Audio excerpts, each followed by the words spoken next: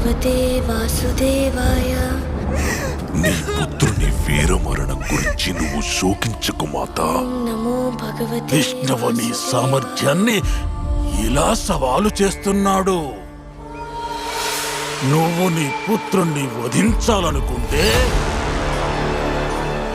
భగవతే వాసుదేవాయ. వాడు తన భక్తుణ్ణి కాపాడాలనుకుంటున్నాడు. నమో భగవతే వాసుదేవాయ.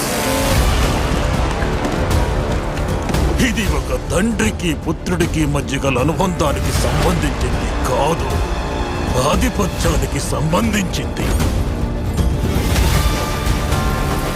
ప్రహ్లాదుడు కేవలం ఇద్దరు మహాయోధుల మధ్య చిక్కిన కీలు బొమ్మ మాత్రమే, ఇంకేమీ కాదు. గుణగణాలే వినిపించాలి ఎప్పుడు.